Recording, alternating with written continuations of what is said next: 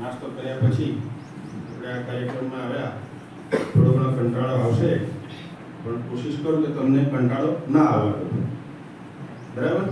પણ ખાલી હું બોલ્યા કરું અને તમે સાંભળ્યા કરો એ ના ચાલે, કારણ કે તો અચૂક ઊંઘ આવે. તો તમારે પણ વચ્ચે વચ્ચે બોલતા રહેવું પડશે, જણાવતા રહેવું પડશે, તો આપણને આ કાર્યક્રમમાં મજા આવશે. અને દરેક વ્યક્તિ કંઈ બી કામ કરતું હોય તો તે શેના માટે કરતું હોય? તમે મેદાનમાં જાઓ છો, શેના માટે જાઓ છો? બરાબર, રમવા માટે જાઓ છો, મજા કરવા જાઓ છો. બરાબર, એટલે આપણા જીવનમાં મજા મેળવવી એ બહુ જ મોટો ભાગ છે. નાની મોટી કોઈ બી વસ્તુમાં, લગ્ન પ્રસંગે જઈએ, નવા કપડાં પહેરી જઈએ, કેમ જઈએ કે બહુ મજા આવે. આ મજા વધારે કેમની મેળવવી એના માટે જે જરૂરી છે ને તે આ શિક્ષણ છે. અને શિક્ષણમાં બી જ્યારે આ 9મું 10મું 11મુંમાં ભણતા છોકરાઓ એ પરીક્ષા બહુ કંટાળો આવે. મને પણ બહુ કંટાળો આવતો હતો કે ત્યાં પરીક્ષા આવી ગઈ, વાંચવું પડે, રમવાનું મળે નહીં. પરંતુ રમતા રમતા કેમનું ભણવું અને ભણતા ભણતા કેમનું રમવું, એ બંને જો તમે ભેગું કરી લો તો તમને પોતાને ભણવાની મજા આવશે. કારણ કે ભણ્યા વગર તો ચાલવાનું નથી. આપણે કંઈ પણ કરવું હશે તો એક સામાન્ય ગણિતની તો બહુ જ મોટી જરૂરત રહેશે. બરાબર, આમાંથી કેટલા લોકો દુકાને વેફરના પડીકા લેવા જાય કે પછી ચોકલેટ લેવા જાય? કોઈ જ નથી જતું? ના હોઈ શકે. જતા જો આજુ જો કરી લો, મને ખબર પડે.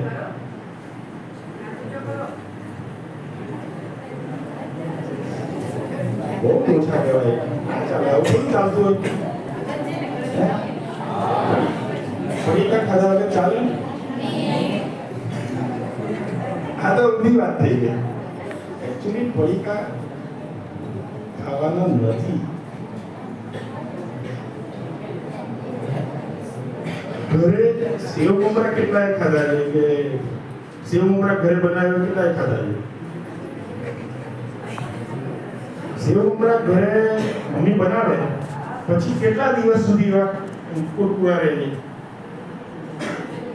ખબર છે? 2 દિવસમાં હવા લાગી જાય ને. બરાબર, ડબ્બો બરાબર બંધ ના કર્યો હોય કે કઈ તેને હવા લાગી જાય. જ્યારે આ પડીકાની અંદર જે લોકો ભરીને આપે છે તે બન્યું હોય કેટલા દિવસ પહેલા, તમને ખબર છે? મહિનો. એની ઉપર તારીખ વાંચો છો પાછળ? કેટલા દિવસ પહેલા બન્યું હોય છે? હા, નથી સંભળાતું. એકાદ જણ બોલો મોટું. મોટેથી બોલો, ગળામાં અવાજ જોઈએ. હા, 2-3 મહિના પહેલા. બરાબર, 2-3 મહિના પહેલા જો કોઈ જગ્યાએ બને ને તો જ એ ત્યાંથી. હવે આ બાલાજી વેફર કહો, બાલાજી વેફરનો એક પ્લાન્ટ આ બાજુ વલસાડ અને બીજો રાજકોટ. વલસાડ તો જોવા ચાલુ છે, પણ રાજકોટથી જ્યારે મમરા, વેફર, સેવ, ગાંઠિયા બધું જ્યારે અહીંયા સુધી આવે તો એ કેટલા દિવસ લાગે? મહિનો. અને મહિના પછી તમે પેકેટ ખોલો એટલે એકદમ કુરકુરું. પરંતુ એ પેકેટ એમાં એવી જાતના રસાયણ મિલાવીને બનાવવામાં આવે કે જેથી કરીને કડક ન પડે. પરંતુ એ રસાયણ એ આપણા શરીરને નુકસાન કરતા હોય. હવે જે મોટે ભાગના બધાને ખબર ના હોય આ વસ્તુ, પણ હવે હું પણ તમારી શાળાનો જ વિદ્યાર્થી છું.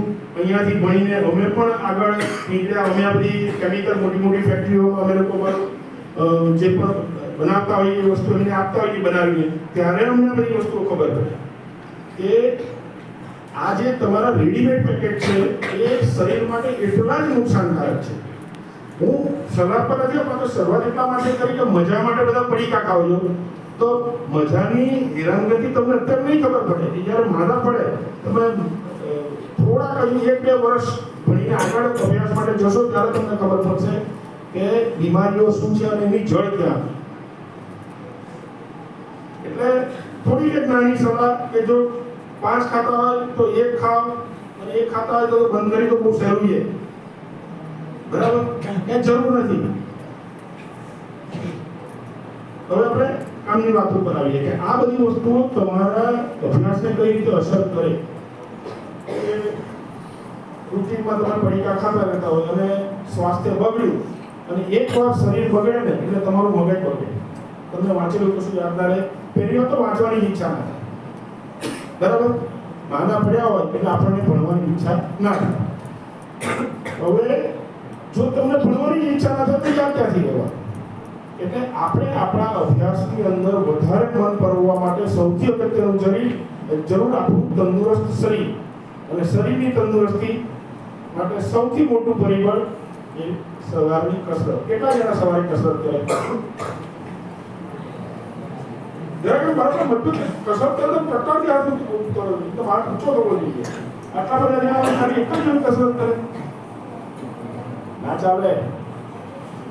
શરીર જ જો મજબૂત નહીં હોય તો મન ક્યાંથી મજબૂત થશે? સવારે કેટલા વાગે ઉઠવાનું વધારે? એટલું સરસ સમય, એવા ટાઈમે ઉઠીને તમે ખાલી વધારે નહીં 5 મિનિટ કસરત કરો. તમારે તો આપણે તો સ્કૂલમાં એક્સરસાઇઝ કરાવી બહાર ગ્રાઉન્ડ ઉપર ઘણી વાર બધા શીખવાડે ને સામાન્ય કસરતો તો આવડે નહીં. તો એ સામાન્ય કસરતો માત્ર 5 મિનિટ કરો, તમારું શરીર ગરમ થઈ જશે, તમારું મન પ્રફુલ્લિત થઈ જશે. અને પછી તમે જુઓ, કદાચ અડધો કલાકની વાંચો, તમને એ મગજમાં એવું રેકોર્ડિંગની જેમ છપાઈ જશે. ઘણી વાર તમે જોજો કે સવારમાં કોઈ લગ્ન પ્રસંગે ગયા હોય કે ક્યાંકથી તમે માઇક ઉપર કોઈ ગીત સાંભળ્યું હોય, આખો દિવસ તમે ગણગણ્યા કરો. થાય છે એવું? બરાબર? ખાલી હાથ ના કહેજો, ના હોય તો ના કહેજો. એટલે સવારે એ સમયે તમારું મગજ એટલું બધું તૈયાર હોય, રિસેપ્ટિવ, એટલે સ્વીકારવા માટે જે તમે સાંભળો એ તમારા કાનના માર્ગે મગજમાં ભરાઈ જાય. તો એ જ વસ્તુ સવારે તમે જ્યારે કસરત કરો, શરીર તંદુરસ્ત હોય અને મગજ એકદમ તૈયાર હોય, તો એવા ટાઈમે તમે અડધો કલાક બી જો વાંચન કરો ને તો એ તમને શોષણ ઉઠી જાય તમારા મગજમાં. અને ઘણી વાર કેવું થતું હોય કે ખાલી ચોપડું લઈને બેસી રહેવાથી આપણું કામ થતું નથી. એટલે એના માટે રસ્તો અલગ વિચારવો પડે. હવે ભણવાનું, વિચારવાનું, આ બધું કેવા શબ્દો એમ લાગે કે અમને તો શેનું છે કે ઉભા કહીને જતા રહ્યા કે વિચારવાનું, વાંચવાનું. પણ આ અમને પણ આવી રીતે અમને કોઈ શિક્ષક આવીને અમને સમજાવતા હતા અને એમાંથી અમે 1-2% કરતા ધીમે ધીમે શીખાતા ત્યાં 10% સમજ્યા. ધીમે ધીમે જે કહે છે એની ઉપર એટલો ભરોસો કેળવ્યો કે એ આપણા ભલા માટે કહે છે. આ તમારા જે શિક્ષકો તમારી પાસે જે મહેનત કરે છે ને, એમને કોઈ એનો અલગથી કોઈ મેડલ નથી આપવાનું, પણ એ તમને સારું શિક્ષણ આપે, તમારું ભવિષ્ય, તમારું જિંદગી બહેતર બની શકે એના માટે એમના પ્રયાસો હોય. અત્યારે જ્યારે આપણે 9મા અને 10માની પરીક્ષાની વાત કરીએ તો મોટે ભાગે બધાને એમ કે બોર્ડ તમે 9માનું શીખો છો તો 9માના છોકરાઓ એટલે 1 વર્ષ પછી તમારો વારો આવવાનો છે. પણ બોર્ડની એક્ઝામ આપણા જીવનમાં એટલી અગત્યની છે કે તમે જ્યારે તમારા ગામથી બહાર નીકળતા હશો, દરેક ગામની બહાર 3 રસ્તા કે 4 રસ્તા આવે, ત્યાં તમારે નક્કી થાય કે તમારે કઈ દિશામાં જવું. આ 10મું અને 12મું બી એ જ છે કે તમને પહેલા તો તમારું ગણિત મજબૂત કરે, તમારો ઇતિહાસ મજબૂત કરે, તમને વિજ્ઞાન થોડું શીખવે કે જેથી કરીને ભવિષ્યમાં જ્યારે તમે તમારો રસ્તો પકડો ત્યારે તમને એનો અંદાજ આવે કે મારે શું કરવું છે. હવે આપણે જે પરીક્ષા લેવા જવાની વાત કરી, ત્યાં ગણિત કેમનું કામનું આવે કે જો તમે 100 રૂપિયા એને આપ્યા અને 2 પરીક્ષા લીધા અને જો તમને ગણિત ના આવડે તો તમે બાકીના પૈસા લેવામાં ભૂલ કરી દેશો. એ જ રીતે ખુદ વિચારો કે 10 વર્ષ પછી તમે કોઈ દુકાન કરી છે પડીકાની, અને જો તમે પડીકા વેચો છો અને જો એ પડીકા વેચતી વખતે એનો હિસાબ કિતાબ ના આવ્યો તો તમે રોજ નુકસાન કરશો. એટલે સામાન્યતઃ ગણિત આપણા જીવનમાં રોજબરોજના જીવનમાં જબરદસ્ત વણાઈ ગયેલું છે. અને એનું શ્રેષ્ઠ એક્ઝામ્પલ આમાંના એકલા કેટલા જણાને આવડે? 1 થી 100 કોઈને નથી આવડતું છે? હા, બરાબર. ટૂંકમાં બધાને એકલા આવડે છે. બધાનો જન્મ થયો ત્યારે કોઈને એકલો આવડતો હતો? હા, 100 બી નતા આવડતા, 99 નથી ખબર, બોલાય કેવી રીતે એ કશું ખબર નથી. બરાબર. ત્યારે તો ભાષા શું હતી? આ ઈ સિવાય કશું આવડતું જ નતું. બારાકડીમાંથી રડે એટલે બરાબર, ખુશ થાય તો બી આ, બરાબર ને? ખાલી એક જ મૂળાક્ષર આવડતો એ અને એની ઉપરથી તો તમે જે કહો એ પછી તમારા મમ્મી સમજી જાય કે ઓકે આને ભૂખ લાગી છે, આને સૂઈ જવું છે. તમારી ભાષા ખાલી અપૂરતી સીમિત હતી, પણ એમાંથી તમે આખી બારાક્ષરી શીખે. આવડી ગઈ બારાક્ષરી બધાને આવડે છે ને? ગુજરાતી તો આવડે છે ને પાકું લખતા? બરાબર. તો એ કેવી રીતે આવ્યું? મુહાવરો. એકની એક વસ્તુ તમે એકડો ચીક્યો હશે, ભૂગ્યો હશે, બગડો કર્યો, ત્રણ કર્યું, તે જ રીતે બધું ચીક્યો હશે, વારંવાર લખ્યો હશે. બરાબર. સ્કૂલમાં ગુંઠાવે ને શરૂઆતમાં એકડાની ઉપર એકડો, એકડાની ઉપર એકડો કેટલી વાર કરો ત્યારે તમને આવડે. આપણા અભ્યાસમાં બી કેમ તમારે વારંવાર એનો એક વિષય વાંચવો પડે, કારણ કે હવે પેલું એકડામાંથી વધતું ગયું અને આંકડા 1 થી 100 ની જગ્યાએ 1000 ગયા, 1 લાખ ગયા. એવી રીતે બારાખડીના અક્ષરો વધતા જઈને પુસ્તકથી નાનું પેલા દેશી હિસાબ કેટલો આવતો હતો? 10 પાના. બરાબર. ત્યારે 10 પાના યાદ રાખવાના હતા. હવે એ પુસ્તક વધીને કેટલું થઈ ગયું? 100 પાના. એટલે 10 પાના યાદ રાખવા માટે જો તમારે 1 કલાક વાંચવું પડે તો 100 પાના વાંચવા માટે કેટલા કલાક વાંચવું પડે? 10 કલાક. બરાબર. એ સામાન્ય ગણિત બધાને આવડે. એટલે એવું નથી કે તમને નથી આવડતું, તમને ક્ષમતા બી છે અને આવડત બી છે. હવે જરૂર મહેનતની. કોઈ બી વસ્તુ મેળવવા માટે માણસને પહેલી શું જરૂર? એક તો એની કાબેલિયત, એની કેપેસિટી છે કે નહીં. સપોઝ હમણાં અહીંયા એક ટેબલ ઉંચકવા હું કોઈને કહું, બરાબર, તો એ આવીને ઉંચકવા કોશિશ કરશે. જો એની આવડત તો છે, ટેબલ ઉંચકતા એને આવડે છે, પણ એની શરીરમાં એટલી તાકાત જ નહીં હોય, તો એ શું નક્કી કરે? એની ક્ષમતા. એટલે જેની વધારે કસરત બરાબર કરી હોય, હવે આને હું આવીને કહું તો ફટ ટેબલ ઉંચકી કાઢે. પણ તમારા લોકોએ જો બધાએ કરવું હોય તો એક જગ્યાએ ઓકે ભાઈ તું જરા આવડે, 2 જણાથી ઊંચકવું પડશે. અહીંયા થઈ એક ક્ષમતા. એટલે તમારી પાસે આવડત છે, હવે તમારી ક્ષમતા તમારે વધારવાની કે તમને કેટલું કરી શકો. વજન ઉંચકવા માટે કસરત કરવી પડે, તેવી રીતે ભણતર ઉપાડવા માટે વધારે વાંચનની જરૂર. જેટલું વધુ તમારું વાંચન એટલું તમારું એની વસ્તુ તમારા મગજમાં રેકોર્ડ થતી જાય, જેથી કરીને એ એક વસ્તુ રેકોર્ડ થઈ ગયું અગત્યનું છે, પણ પછી યાદ આવવું બી એટલું જ અગત્યનું છે. પરીક્ષા કાઢે છે, આ પાના ઉપરથી મેં આ વાંચ્યું હતું, આ વિષય હતો, અમને ખબર પડે છે. એ ક્યારે ખબર પડે કે તમે એ વિષયની અંદર બરોબર હતા. હવે જ્યારે આ ભણવા બેસો છો તમે બધા અલગ અલગ વાંચવા બેસો છો, અને આપણે તને પૂછ્યું તો તને જે સમજાવે વાંચું છું તો બધું જ સમજણ પડી જાય? કેટલું સમજણ પડે? 50% સમજણ પડે અને 50% સમજણ પડતી નથી. તો હવે એ સમજણ પડે તો તારું ઓકે રેકોર્ડ થઈ ગયું, તને યાદ આવી ગયું. હવે બાકીનું 50% કેમનું ઉમેર્યું? હવે જેમ તને 50% ખબર નથી પડતી, તેમ તારી જોડે તારા ભાઈબંધો હશે ને, 4-5 મિત્રો તો ખરા ને. ત્યાં હોસ્ટેલમાં રહું છું, તો હોસ્ટેલમાં તો કેટલા બધા મિત્રો હોય. તારા જ ક્લાસના 5 છોકરાઓ હોય, બરાબર. બધા જોડે તમે ચર્ચા કરો કે ભાઈ તને શું નથી આવડતું, તને શું નથી આવડતું. 5 છોકરીઓ એવી રીતે તમારી ફ્રેન્ડ હોય તેને ચર્ચા કરો કે ભાઈ મને આટલું નથી આવડતું. તો તમારા જ મિત્રમાંથી કોઈ કહેશે મને એ આવડી ગયું, બરાબર. 5 જણાએ કોકને ને કોકને તે વસ્તુ આવડી ગઈ હશે. તો તમે 5 જણા જો અંદર ચર્ચા કરીને એક નક્કી કરો કે ભાઈ આજે આ ઇતિહાસના આ ટોપિકમાં મને આટલું આવડે છે, બીજાને આટલું આવડે છે. તમે એકબીજાને શીખવશો ને તો તમારું એ ટકાવારી સીધી 70% છે.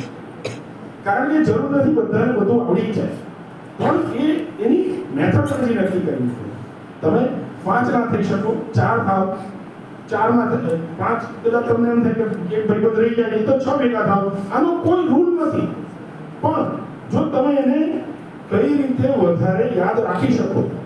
પિક્ચરના ગીત યાદ રહેશે બધાને? ફિલ્મોના ગીત બરાબર, ગરબા બરાબર યાદ રહી જાય છે. કેમ યાદ રહી જાય છે? બરાબર, રોજ વાગતું હોઈએ અથવા તો નવરાત્રિમાં જઈએ એટલે સાંભળતા હોઈએ.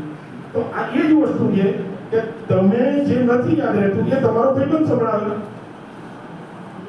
અને આ એક મેથોડોલોજીથી તમને એક વિષયમાં જે ખૂટતું છે તે પૂરાતું જશે અને 100% સમજણ પડવામાં વાર નહીં લાગે. હવે આપણી પાસે અત્યારે લગભગ 15-20 દિવસ જ રહ્યા છે એક્ઝામની. 26 ફેબ્રુઆરીએ આપણી એક્ઝામ છે અને આપણી પાસે આજે 7મી ફેબ્રુઆરી 19 દિવસ આપણી પાસે છે. એમાંના છેલ્લા 2 દિવસ તો પાછા આપણે પહેલા વિષય માટે રાખવાના નથી. બરાબર, પહેલા 2 દિવસ રાખો ને બોર્ડના એક્ઝામમાં. બરાબર, તો પછી હવે આજે 15 દિવસ આપણી પાસે જે વધ્યા એ 15 દિવસને આપણે એવી રીતે યુટિલાઇઝ કરવાના કે જેટલું આવડે છે તેનો એક ઓવરઓલ કરી લો અને જેટલું નથી આવડતું એ ભાઈબંધો જોડે ચર્ચા કરો. બીજું સ્કૂલમાં લગભગ પેપર લખવાનું ને પ્રશ્નપત્ર આપતા હશે ને એક્સ્ટ્રા લખવાના પ્રેક્ટિસ માટે. તો એના એ વિષય કઈ નહીં તો જે પ્રશ્નપત્ર 5 આવી છે ને, હું એવું માનું કે આ 5 પ્રશ્નપત્ર બી બરાબર તૈયાર કરી લેશો ને, ના ખબર પડતું કોઈ તમને પૂછો પણ એ 5 પ્રશ્નપત્ર જો તૈયાર કરી લેશો તો લગભગ તમે 90% સુધીનું તો તમારું કવર થઈ જશે.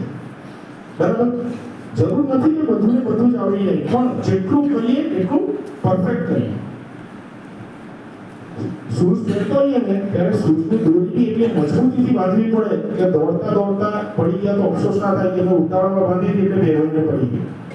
આ પરીક્ષાના વાંચનનું બી એવું છે કે તમે જ્યારે તમારો અભ્યાસ કરો છો ત્યારે એ ટોપિક, એ મુદ્દો, એ વિષય એવો મજબૂત બનાવી દો કે જેથી કરીને તમને અફસોસ ના રહે પરીક્ષામાં. ઘણી વાર કેવું થાય છે કે પેપર જ્યારે આવે ને પેપર આવે પરીક્ષાનું એ જ વખતે મગજ એમ કે અરે યાર આ તો મેં જોયું હતું પણ રહી ગયું. થાય ને એવું? થાય ના થાય? નાસ્તો કર્યો છે બધા એટલે મને ખબર છે કે અવાજ તો આવવો જ જોઈએ.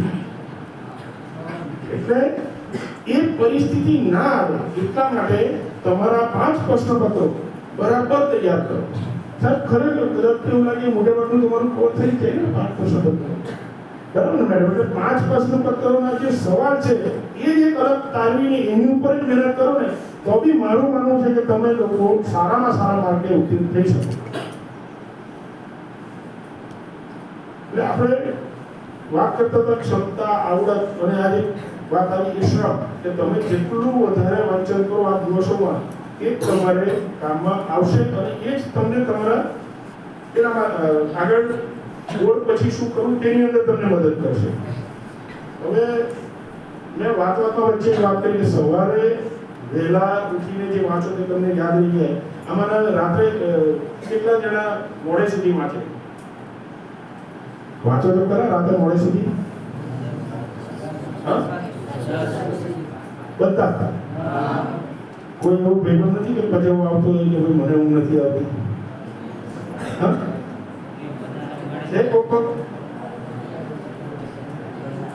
આપણે કોઈને સજા નથી કરવાની. કોઈ ખરું એવું કે જે મોડે સુધી જાગતો હોય?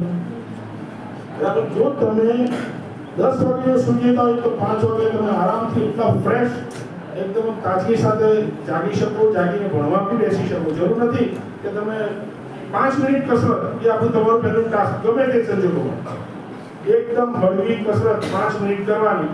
કદાચ હું અત્યારે જઈ નથી પણ આવતા વર્ષે 9મા અને 10મા વાળા તો સ્કૂલમાં હશે.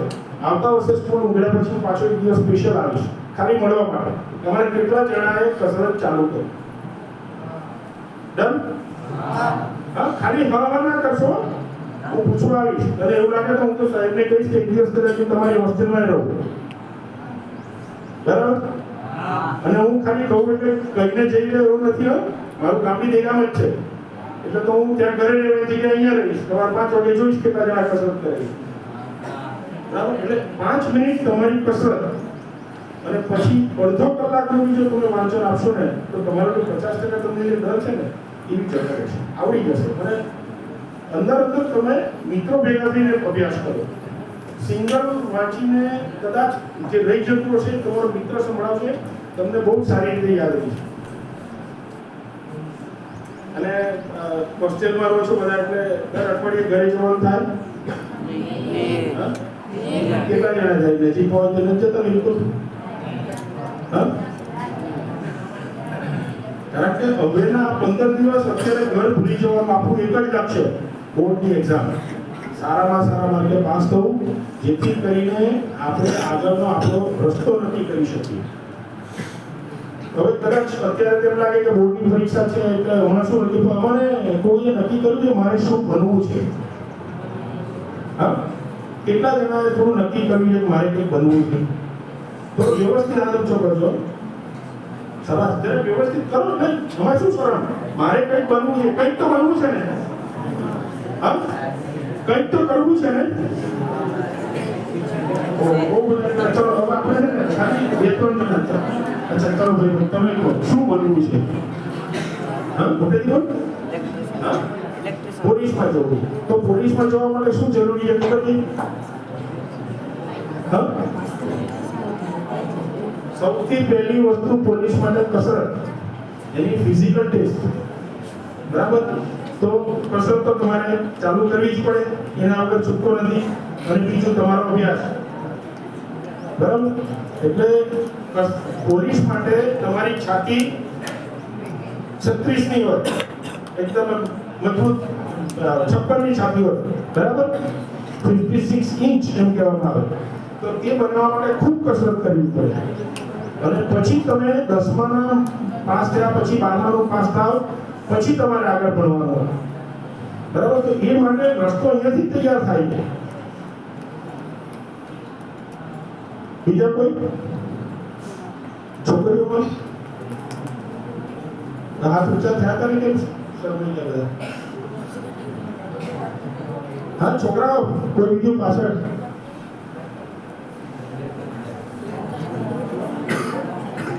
કંઈક તો બનવું છે ને. આપણે આ કરો છો તો પણ આંતર ઊંચો નથી બોલતું કેમ નથી? હા, એકબીજાને પૂછીને નક્કી કરશો શું કરવું છે. તો જાતે બોલો તમારે પોલીસમાં જવું છે. ચાલો સરસ. તમે તો એક જ સ્કૂલમાં 2 જણા પોલીસ વાળા તૈયાર થયા. તમે સાહેબ એના ઇવન મારા બી એક કોન્ટેક્ટ છે પોલીસ માટેની યુનિવર્સિટી માટે. એ તમને ગાઈડલાઈન આપી સાહેબને બી જણાવ્યું છે. આપણે ત્યાં રક્ષા શક્તિ યુનિવર્સિટી ચાલે છે. બરાબર? અને મેડમ ત્યાં એક્ઝામ લેવા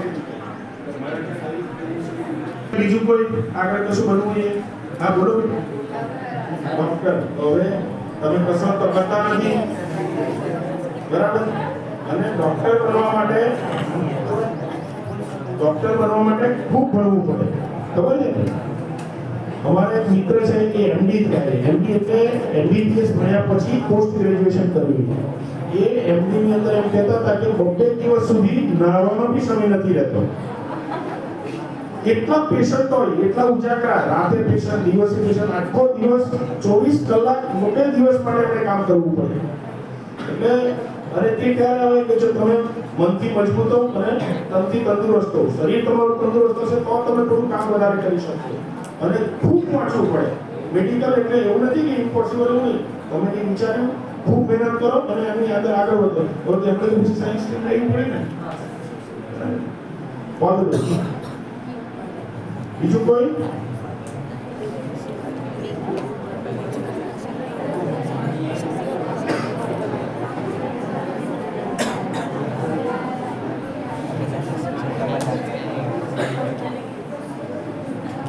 બીજું કોઈ છોકરાઓમાં જે બનવું છે?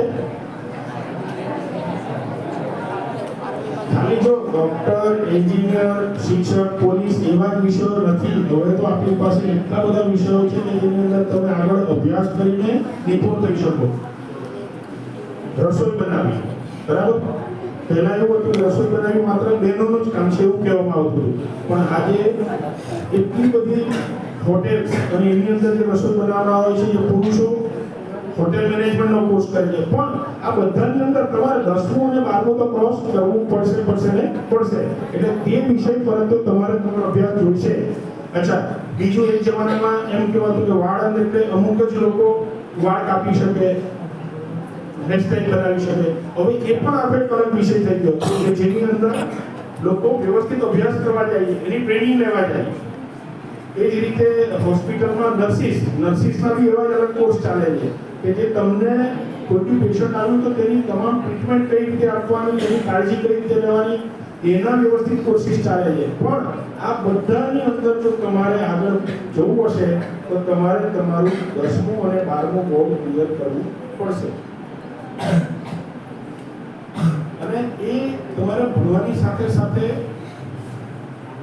બીજું ઇતર વાંચનની હશે ને તો બી તમને તમારા અભ્યાસ રિલેટેડ ભણવામાં કામમાં આવશે. આમાંના કેટલા લોકો છાપું વાંચે છે? સ્કૂલમાં છાપું આપણું આપણે આવ્યું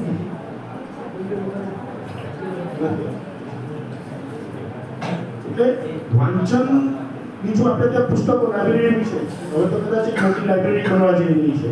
એટલે તમારા અભ્યાસ સિવાય પણ પુસ્તકોનું વાંચન એ તમને એક અલગ ક્રિએટિવિટી આપે. જેમ કે કદાચ 2 વર્ષ પહેલા હું આવ્યો અને છોકરાઓ હશે આજે કોઈ કરતા એ વખતે અમુક છોકરાઓ હતા આગળ હું આવ્યો હતો ત્યારે કેટલા હતા તો નહીં તો ખબર પડે મને.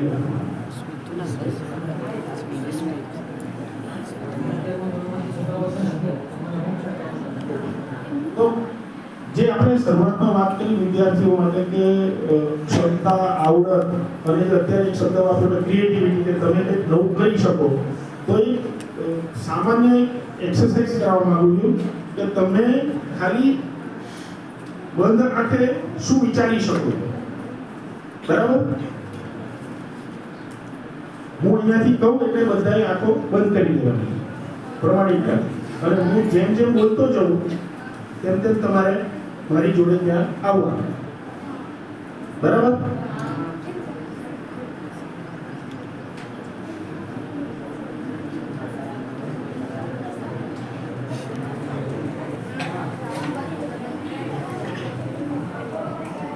આ ખાલી પ્રયત્ન છે કે તમારી ક્ષમતા કેટલી છે એ તમે જાતે જ નક્કી કરી શકો.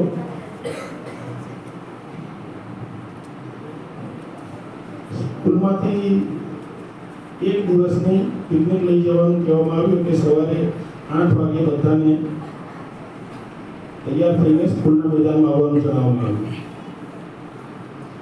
સવારે બધા વ્યવસ્થિત તૈયાર થઈ નવા રંગબેરંગી કપડાં પહેરી સ્કૂલના બિલ્ડિંગ આગળ આવી ગયા. બધા લાઈનમાં ગોઠવાઈ ગયા. લક્ઝરી બસ આવીને ઊભી હતી. 3 બસો હતી. સરે કીધું કે વારાફરતી છોકરાઓ અને છોકરીઓ અલગ અલગ બસમાં હારમંદિરની અંદર ગોઠવાઈ ગયા. 1 કલાક રસ્તો કાપીને જ્યાં પહોંચી ત્યાં એક પાણીનું ઝરણું અને ધોધ હતો. નામ હતું ગીરા ધોધ. થોડી ઊંચાઈ પરથી સતત પાણી પડ્યા કરતું હતું. આજુબાજુ સુંદર વૃક્ષો, જંગલ, પાણીનો અવાજ બી બહુ જ મધુર હતો.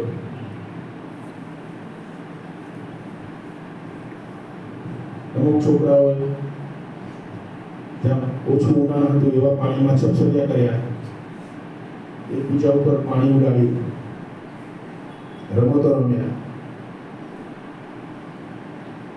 બપોરે બધાને માટે નાસ્તાનું આયોજન હતું. ચા અને નાસ્તો કર્યો.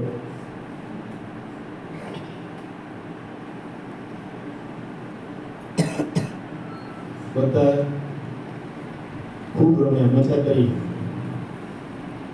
ને સરે કીધું એ પ્રમાણે 3 વાગ્યા એટલે વિસલ વાગી અને બધા ધીમે ધીમે પોતપોતાની બસમાં ગોઠવાઈ ગયા.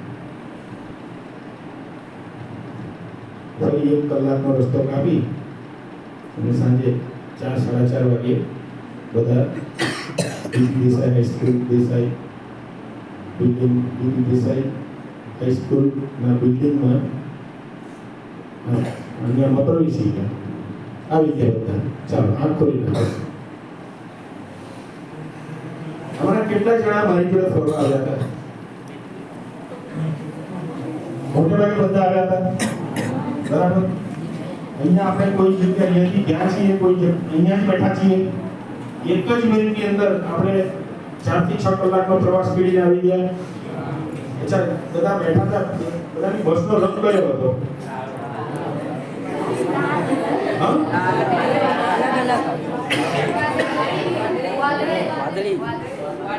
વારાફરતી બોલો તો ખબર પડે. વાદળી.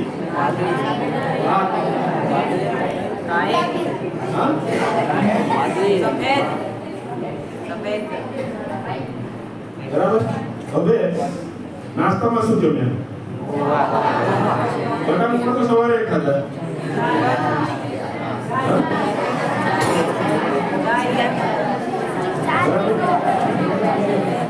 પાણીમાં કેટલા જણા રમ્યા? બધા અહીંયા બેઠા હતા. પાણી ઉડ્યું ને એકબીજા ઉપર. આ એક સામાન્ય એક્સરસાઇઝ. તમે સમજો કે તમારા મગજમાં કેટલી બધી તાકાત છે. આપણે પૂરી 1 મિનિટ નથી લાગી. ખાલી 1 મિનિટની અંદર આપણે મનથી ઈરાદો પહોંચ્યા, મજા કરી, નાસ્તો કર્યો, બરાબર, ખાવાનો સ્વાદ આવ્યો, બરાબર, અને પછી પાછા આપણે સ્કૂલમાં પાછા આવી ગયા. આ જ વસ્તુ તમારું જે પુસ્તક તમે વાંચો છો એ પેરેગ્રાફ વાંચીને આંખ બંધ કરીને એ વિશે વિચારો. અને હવે આજે આ એક્સરસાઇઝ કરાવી છે. શું તમને લાગે કે આ એક્સરસાઇઝ તમારે 6 મહિના પછી મારે કોઈ પૂછવું પડે? યાદ રહી ગયું બધાને? બરાબર. લગભગ સાહેબ 5 વર્ષ પછી એ લોકો યાદ કરશે કે આંખ બંધ કરીને આપણે 1 મિનિટમાં ગિરાતો જઈને આવી ગયા. આ તમારા અભ્યાસમાં પણ આવું જ છે.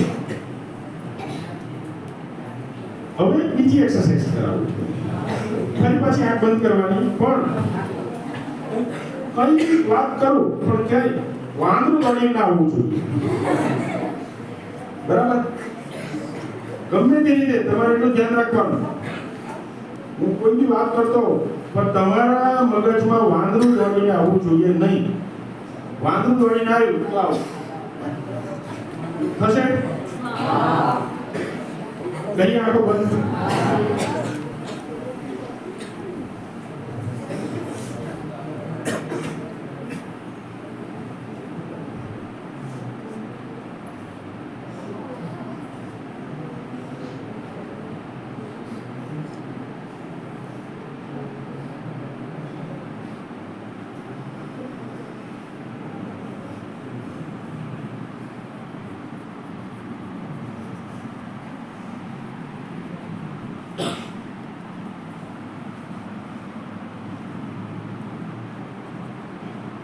ઓકે.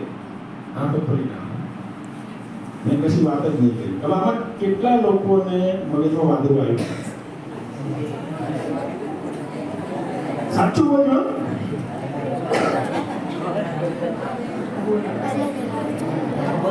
આમાં સાચું બોલવાનું છે. કેટલા લોકોના મગજમાં વાંદરું આવ્યું? મારી ગણતરીમાં તમામના મગજમાં વાંદરું હતું.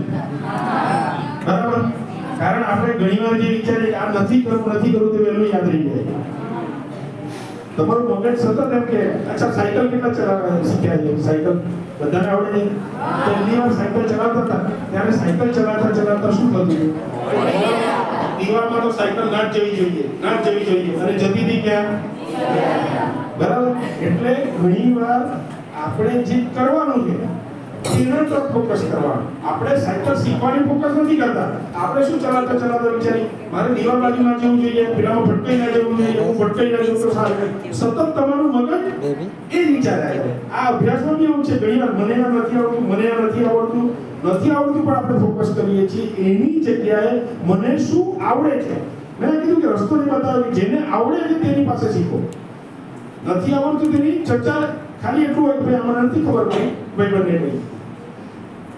માણસનું મગજ એવું કોઈ બી વ્યક્તિ, તમે નહીં, તમારી આ ઉંમરે પણ મને હું કંઈક કામ લઈને બેઠો મને કંઈક ના કરવું હોય ને તો મગજ બધા ઊંધા વિચાર કરે. અને એ સ્ટેજે જ્યારે આપણે મગજને પકડીને આપણી લાઈનમાં લાવીએ તો એ આપણું કામ થાય અને આપણને યાદ રહે છે. એવા કેટલાય ઉદાહરણ છે કે જે લોકોને તકલીફો એટલે તમે વિચારી ના શકો. હમણાં જ મેં છે ને ટીવી ઉપર એક એપિસોડ જોયો કે જેમાં નેપાળી એક ભાઈ હતા. એ ભાઈ રેસ્ટોરન્ટમાં રસોઈ કરે, સારામાં સારા નૂડલ્સ બનાવે, બધું પીઝા પાક બધું બનાવે. અને એના ગામ ગયેલો હતો વેકેશનમાં અને ઇલેક્ટ્રિકનો શોક લાગવાથી એના 2 હાથ કપાઈ ગયા. આટલે એના બે ભાગ એટલે કાપી નાખવા પડે ડોક્ટરે સર્જરી કરીને, તો એ માણસ બચી શકે. હવે એ ભાઈનું જ્યારે મેં સાંભળ્યું ને ત્યારે એણે એટલું કીધું રડતા રડતા કે મારી પાસે જિંદગીના 3 વિકલ્પ હતા. એક એમ કે ક્યાં તો મારે જીવવું કઈ રીતે, તો હું મરી જાઉં. એટલે આવો વિચિત્ર વિચાર એમણે કરી કાઢ્યો. બીજો કે એના કરતા ભીખ માંગવા દો. પણ એ મક્કમ મનના માનવીએ જે નિર્ણય લીધો કે મને રસોઈ કરતા આવડે છે તો કેમ ના કરી શકું.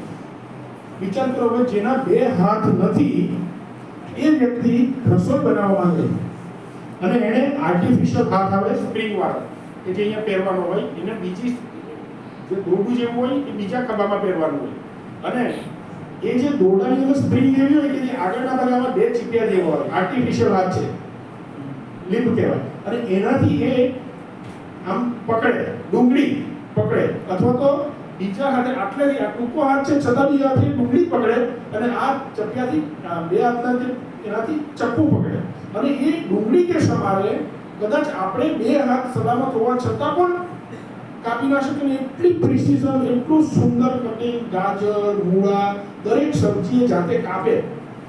અને આ જે રસોઈ બનાવતા હોય છે બધું એવું નહીં કે એમના માટે શાકભાજી કાપીને તૈયાર હોય, એ લોકો તાત્કાલિક કાપીને બનાવે અને પછી અંદર કઢાઈમાં નાખતા હોઈએ. અને એ ભાઈએ 5 મિનિટમાં 2 હાથ ના હોવા છતાં જે નૂડલ્સ બનાવ્યા સ્ટેજ ઉપર, અને જે લોકો નોય કામ કર્યા, ખરેખર હું તો અત્યારે આપણે બી એમના માટે તાળી થઈ ગયા.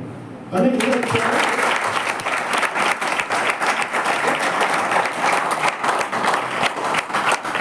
રેસ્ટોરન્ટમાં ફરી એ સારામાં સારા શેફ તરીકે નોકરી કરે છે, અને એનું રેકોગ્નિશન કર્યું કેવી રીતે? કારણ કે સાહેબ બોલ્યા કે અથાગ પરિશ્રમનો કોઈ વિકલ્પ નથી.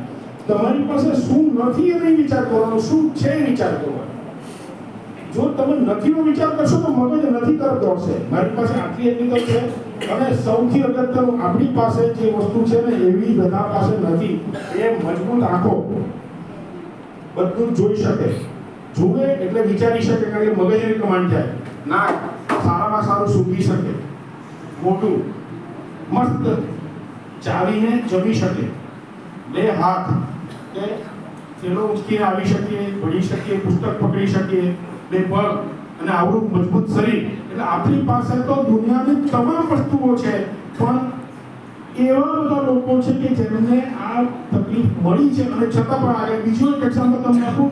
જમ્મુ કાશ્મીરની સીતા દેવી કરીને એક છોકરી, એના બી 2 હાથ જન્મજાત નતા.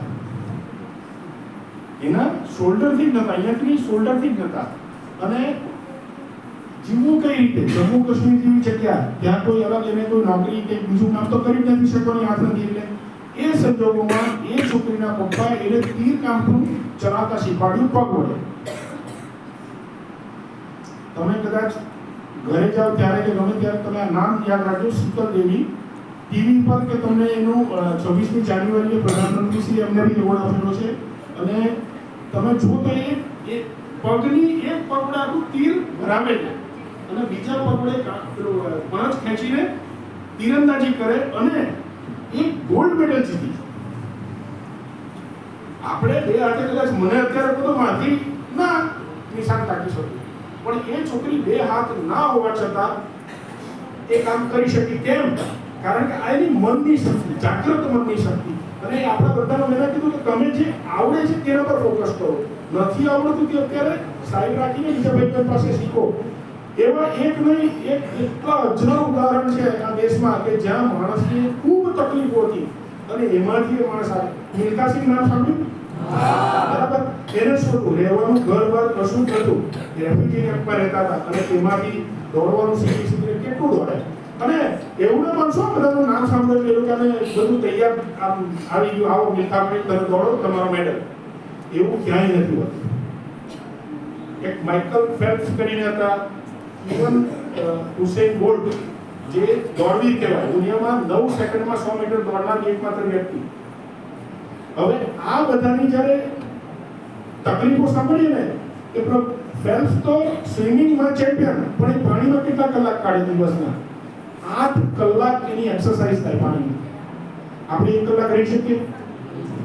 બરાબર. આપણે શું થાય, ચામડી ફોગી જાય, સોફ્ટ થઈ જાય. હવે એ સોફ્ટ ના થાય એના માટે બીજા 8 કલાક એને કસરત કરવી પડે. એટલે એના આખા દિવસમાંથી 16 કલાક તો એ મહેનત કરે. માણસ નોકરી પર બી જાય તો 8 કલાક નોકરી કરે, જ્યારે આ માણસ તો 16 કલાક મહેનત કરે તો એ દુનિયાનો શ્રેષ્ઠ સ્વિમર થઈ શકે. એ મેં તમને જે હુસેન બોલ્ટની વાત કરી, એ માણસ રોજના 8 કલાક દોડવાની પ્રેક્ટિસ કરે. 8 કલાક દોડવું, આપણે 8 મિનિટ દોડીએ ને તો આપણે નામી જઈએ, પણ એ કેવી પહોંચવો છે ધીમે ધીમે કરીને. એટલે આ દરેક વસ્તુ પાછળ સચિન તેંડુલકરને ઓળખો, બરાબર? હવે એની જગ્યાએ અત્યારે નવો એક ઉભરતો છોકરો આવ્યો, વૈભવ સૂર્યવંશી, બરાબર, રાજસ્થાનનો છે, 14 વર્ષની ઉંમર. ગઈકાલે સાહેબ શું રમે છોકરો, એ તમારી જેમ જ છે ને, બરાબર? એને ત્યાં એવું કંઈ નથી કે એને બી બે સિંગડા અલગ આપ્યા હતા કે સિંગડા વડે છક્કા મારી શકે. એ હાથે જ હતા બે, બરાબર? એને બી બેટ જ હતું રમતી વખતે, જે બીજા બધા પાસે હોય છે. કારણ કેટલા 81 બોલમાં 180 બોલમાં 175 રન મારે, 15 છક્કા અને 15 ચોગ્ગા. 15 વર્ષનો છોકરો ખાલી. તમારી ઉંમર કેટલી? હા, કેટલી છે? હવે તમે વિચાર કરો કે એ માણસ એમને તો તમને ક્યાંય રેટ આપી દે ને ગમે તો રગડતો બોલ નાખો તો તમારી છગ્ગા મારે 15. એ કેટલી મહેનત કરી હશે એને? કઈ રીતનો બોલ આવે, કઈ રીતે શોટ મારવાનો, અને એ બોલ બી કદાચ 100 થી વધારે સ્પીડમાં આવતા હોઈએ, બરાબર? આપણું ભણતર 100 ની સ્પીડનું નથી આવતું, આપણું તો ઓછી સ્પીડનું આવે છે, એટલે તો આપણે આરામથી ટેકલ કરી શકીએ. એટલે દરેક વ્યક્તિને ક્ષમતા, આવડત બધું એની પાસે હોય છે, તો એને કેમનું વાપરવું અગત્યનું. સચિન તેંડુલકર જ્યારે પહેલા ઇન્ટરનેશનલ ક્રિકેટમાં આવ્યા ત્યારે એની ઉંમર 16 વર્ષની હતી, અને સામે વસીમ અકરમ જેવો પાકિસ્તાનનો બોલર હોય એટલે કોઈ બી માણસ ગભરાય. હવે એ પરિસ્થિતિમાં એ 16 વર્ષનો છોકરો એક હિંમતભેર ના ઉભો રહે અને ગભરાઈ જાય તો આઉટ થઈ જાય. એટલે આવા ક્રિકેટ તમે મોટે ભાગે બધા જોતા હોય એટલે મેં ઉદાહરણ આપ્યું, પણ તમે દરેક વિષયની અંદર પડો, તકલીફો દરેક વ્યક્તિને છે, બરાબર? સવારે 5 વાગે મુંબઈમાં એમણે પ્રેક્ટિસ કરવા જવું તો મુંબઈમાં એવું નથી કે આપણી જેમ આપણું મોટું ગ્રાઉન્ડ બધાને મળી રહે. ત્યાં એક જ જગ્યાએ પ્રેક્ટિસ કરવાની છે, તો એમાં બી આજુબાજુ નેટ બાંધેલી હોય, એમાં જ એને સિક્સર મારવાની, એમાં જ એને ચોગ્ગા મારવાના, અને એમાંથી એને તૈયાર કરવાના.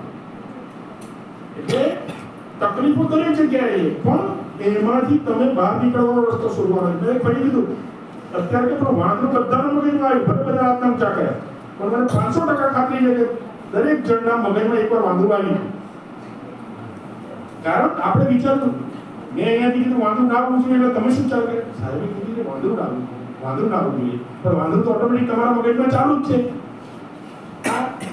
ભણતી વખતે પણ અમુક વસ્તુ નહીં આવડતી પણ ફોકસ નહીં, આવડતા પર કરો, એના પર અલગ મહેનત કરો, જેથી કરીને તમને આવડે. અને મહેનત કર્યા વગર કશું જ મળવાનું નથી. એટલે હરિવંશ બચ્ચનની એક કવિતા બી હતી, કોશિશ કરને વાળો કી કભી હાર નહીં. અને મેં તો મારી જિંદગીમાં એટલા બધા ઉદાહરણો જોયા કે એવું નથી કે અમે બી ફેલ ના થઈએ, અમે બી રોજ હેરાન થઈએ, ભૂલ કરી બેસીએ, પણ એની ભૂલમાંથી બી આગળ રસ્તો નીકળતો જ હોય. એટલે તમે પહેલી પરીક્ષામાં જે ના આવ્યું હોય, જે પ્રશ્નપત્ર સાહેબે 5 લખાવ્યા છે, એ 5 પ્રશ્નપત્રમાં જે ના આવ્યું હોય એના પર પહેલા ફોકસ કરી લો, બરાબર? આવડી ગયું છે તો આવડે જ છે. અને 9માના છોકરાઓ કે જે લોકો આવતા વર્ષે 10મામાં આવવાના, એક સામાન્ય એક્સરસાઇઝ અત્યારથી ચાલુ કરો. તમે આવતા વર્ષે ખરેખર કહેશો તો અમે આવું વિચાર્યું, 4 છોકરીઓ ભેગી થઈને અમે ભણીએ છીએ, 4 છોકરાઓ ભેગા થઈને ભણીએ છીએ, અમને આવડે. અને ભણવામાં તો એવું કંટાળાની મજા લાવો ને તો ઓર મજા આવે. અમારે તો આવા સ્માર્ટ ક્લાસ ને બધું નહોતું, તમારે તો બહુ બધી ટેકનોલોજીકલ પેલું છે. અને હું તો અહીંયા તો અમારી લેબોરેટરી હતી કેમિસ્ટ્રી, અને અહીંયા અમે સાહેબ પ્રયોગ કરાવતા. સલ્ફ્યુરિક એસિડમાં પાણી નાખે તો શું થાય, પાણીમાં સલ્ફ્યુરિક એસિડ નાખે તો શું થાય, એ અહીંયા જ અમે શીખ્યા છીએ. એટલે તમને તો અત્યારે બધું ઘણી સગવડો છે, તમે એની પાછળ મહેનત કરો, વિચારો, અને એક જ ફોકસ અત્યારે કોડ.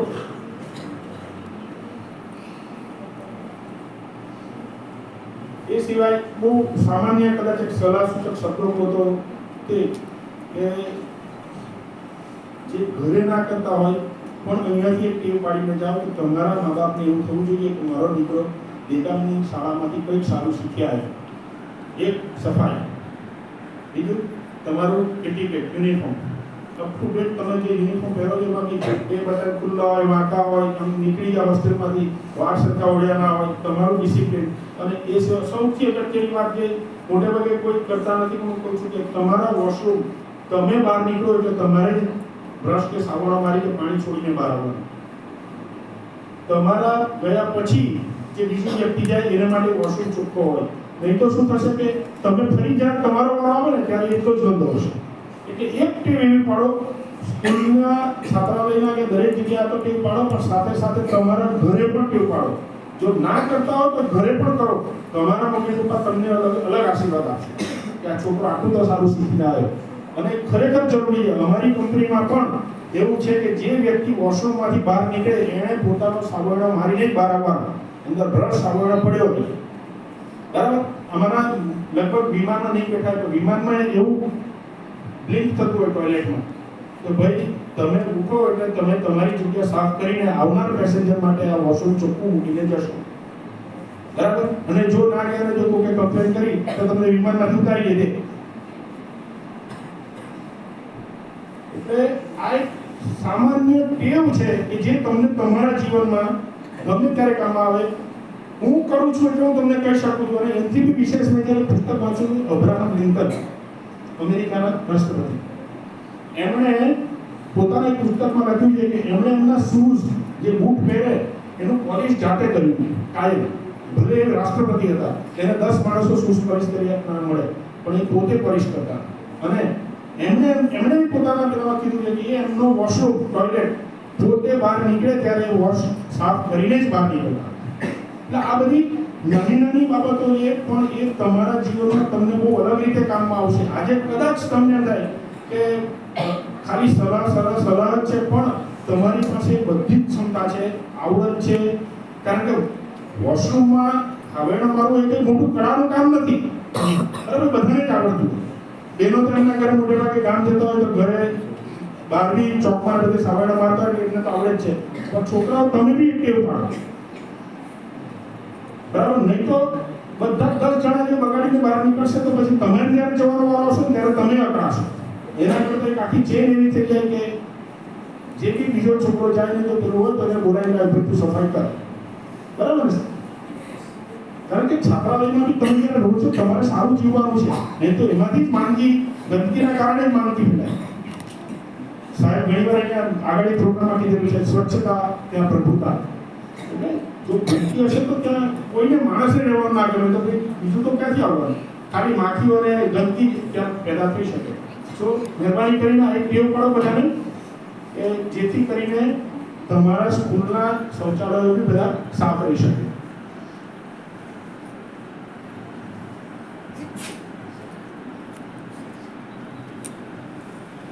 થોડી સલાહની વાતો થઈ ગઈ. હવે તમારે કંઈક એવા પ્રશ્નો હોય કે જે પૂછવું હોય તો તમે પૂછી શકો છો કે જેથી આપણે એની પર ચર્ચા કરીએ. ખાલી એક બાજુ તમે બધું બહુ બધું કહી દીધું, કંઈક સમજ્યા ના સમજ્યા, સમજવા માંગો છો તો તમે પૂછી શકો.